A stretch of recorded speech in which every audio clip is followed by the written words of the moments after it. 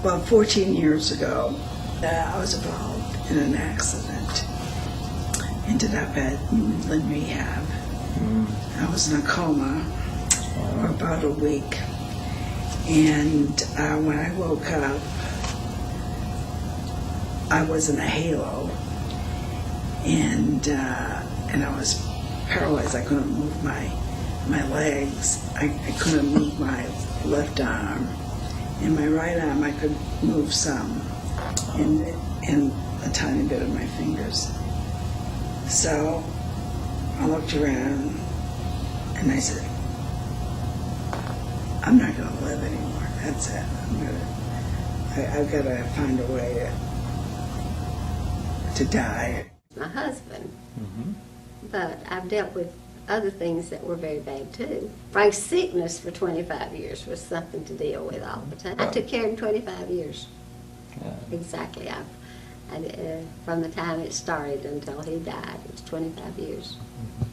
And we had some rough times, but we walked that road together. And 2003, I was a mile from my home and I hit black ice.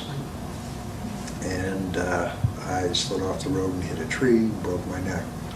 And at the time, I awoke. I came to when I was in a hospital, and people attaching various things to me and telling me that things were good because it was that it had broken my neck, but that it was an incomplete break. And with that, they don't. Physicians, medical profession they can't tell you how you can recover because they don't really know.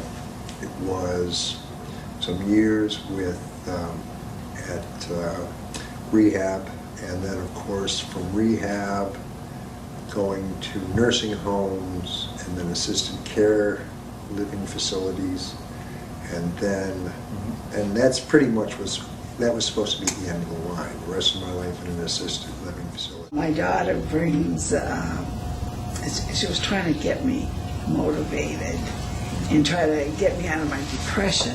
So she got a film called Beaches. And so I could cry and get out of my system, you know. And sure enough, I cried. And she said, did that help? I said, oh yeah, it helped.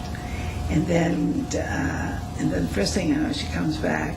She has Rocky, so I could get out of myself and into motivation. And I said, geez, everybody's trying to help me. And I think the more people are trying to help me with everything they can think about, the more I said, geez, they want me to live, you know. And they seem to have their own little place and trying to help me out. And my husband was right there all the time.